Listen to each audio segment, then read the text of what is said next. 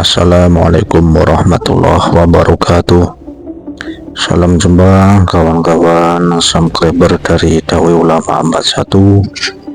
Alhamdulillah, pada kesempatan ini semoga kita tetap dalam lindungan Allah Subhanahu wa taala, dalam limpahan rahmat taufik hidayah dari Allah Subhanahu wa taala, sehingga kita termasuk orang-orang yang selamat, baik selamat di dunia maupun di akhirat.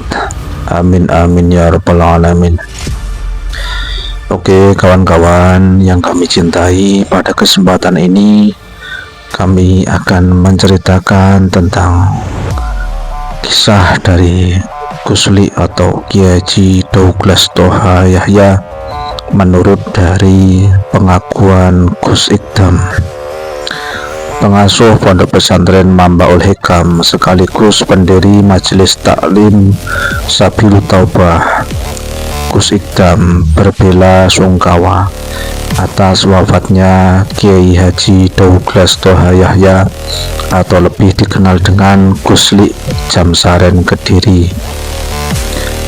Gus Ikdam mengakui jika saat ini belum ada majelis yang mampu mengalahkan Ghusli dengan jamaah puluhan ribu orang. Kabar duka dari meninggalnya Ghusli itu diterima Gus Ikdam saat tengah mengisi pengajian di Udanawu, Blitar, tepatnya pada Sabtu malam 21 September 2024. Saat berbicara di depan jamaahnya, seorang santri menyampaikan jika Ghusli wafat. Saat itu Gus Ikdam tengah di acara pengajian. Saat itulah Gus Ikdam berhenti sejenak pengajiannya. Inna lillahi wa inna ilaihi raji'un, ucapnya spontan.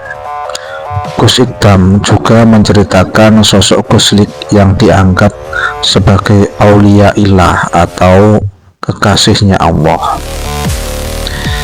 Bahli itu istimewa, jamaahnya puluhan ribu sejak dulu.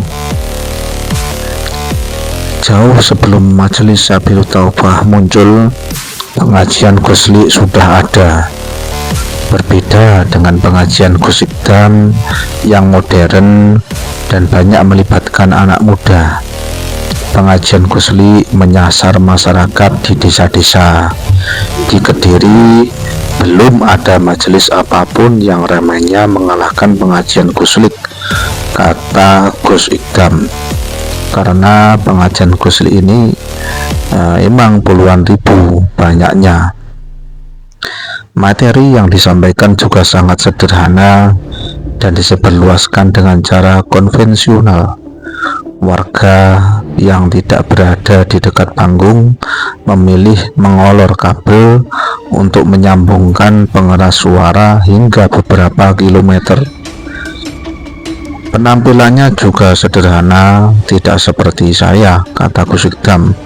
Jadi kalau Ghusli itu biasa-biasa saja, jadi penampilannya biasa, kadang pakai kopiah, kadang tidak, kadang hanya bersarung saja, kadang pakai celana, jaketan, sederhana. Ulama muda ini mengakui jika keberhasilan pengajian yang dirintisnya merupakan dampak positif dari pengajiannya Ghusli. Jadi memang jamaahnya Gus Ikdam ini hampir sama dengan Ghusli, yaitu merangkul dari berbagai golongan, baik anak muda, orang tua, orang awam, maupun kiai, maupun orang yang pondokan, maupun orang-orang yang di jalanan, itu semua dirangkul. Jadi kiblat dari pengajiannya Gus Ikdam ini mirip dengan pengajiannya Ghusli. Dalam segi pengajiannya dapat merangkul berbagai kalangan. Mereka bisa duduk bersama dengan tenang tanpa membawa embel-embel identitas. Budaya inilah yang mempengaruhi perilaku Majelis Sabilut Taubah hingga tetap berjalan damai. Jadi kalau kita melihat pengajiannya Gus Ikdam ini hampir sama dengan pengajiannya Ghusli dalam segi pengajiannya ini menerima semua golongan. Jadi golongan si A tidak dibandingkan dengan golongannya si B, bahkan di situ semua dianggap sama.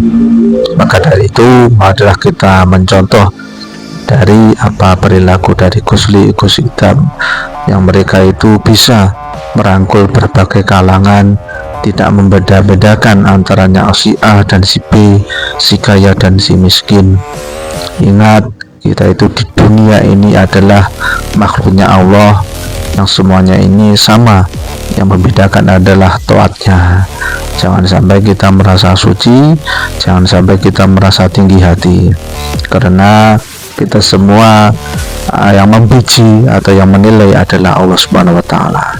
Sekian dari kami, semoga bermanfaat dari kisah Ghosli yang saat ini berpulang ke rahmatullah, telah dipanggil oleh Allah Subhanahu wa Ta'ala, yang sebelumnya ditahlilkan selama 7 hari. Semoga amal beliau diterima oleh Allah Subhanahu wa Ta'ala.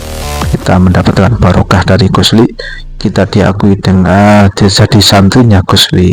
Semoga bermanfaat. Wallahu minkum, wallahu a'lamu bishawab. Wassalamualaikum warahmatullahi wabarakatuh.